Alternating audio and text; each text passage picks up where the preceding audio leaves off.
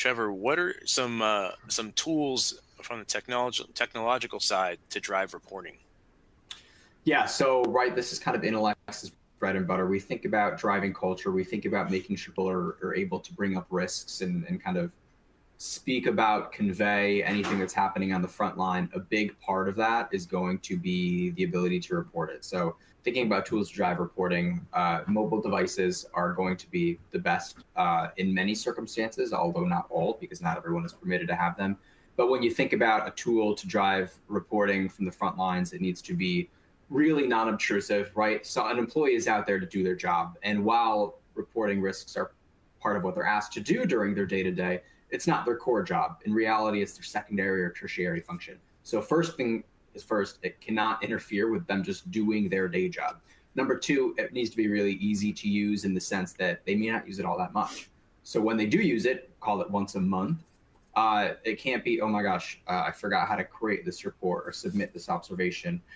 How do I do that? Let me ping the EHS person, or actually, you know what? This is kind of too much of a pain. I'm not gonna do it at all. You have to avoid that. So, and thirdly, you want to make sure it really works, like it gets the risk to the person that's responsible for assessing it, for fixing it, for implementing a corrective or preventative action. So when we think about tools to drive reporting, it's just usually giving some sort of way for that frontline worker, usually via a mobile device, to really easily go in, do something quickly, correctly every time. And then we'll get to the third bullet here, bidirectional feedback loops, in a little bit. But that's really the key when we think about a reporting tool. Amy, what are your thoughts on reporting tools? Oh, I love them. As somebody that's been in a lot of jobs where I've been like the only EH&S person, you're kind of the person that's doing three jobs at once, and you can't be the intake person all the time. So having tools that actually drive that, being able to report things back to me, being able to sort them more efficiently, to be able to say what is the priority, what is the high risk that I need to deal with, or that can help a supervisor out in the field have a critical conversation in a split second versus something that probably used to be forgotten about, is huge for me. I think what I look for now is like what can be the investment in that for me? How do I sell that back up to my bosses? And I know we'll probably get that into that conversation later, but it has aided me versus 10 years ago or even 15 years ago when I was a safety manager doing these things and I didn't have these. It was more work. And again, I'll state it because anybody listening could probably agree. You do the job of three people when you're in safety. And that's just how it's always been. So if I can use a tool that actually reduces my time and makes me a little bit more efficient to protect my workers, I'm going to do that. Melanie, what are your thoughts on reporting tools?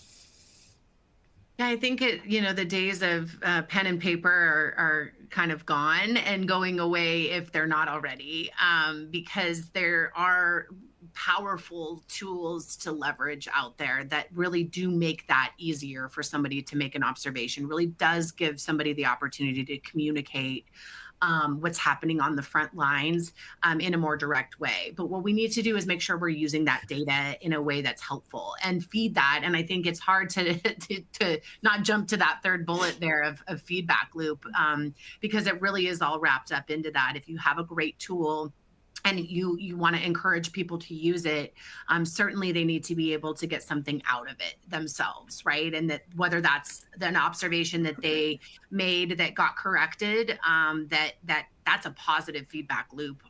They can see direct correlation to that. Maybe they're not experiencing the same hazard as somebody else in a different plant, but it's coming.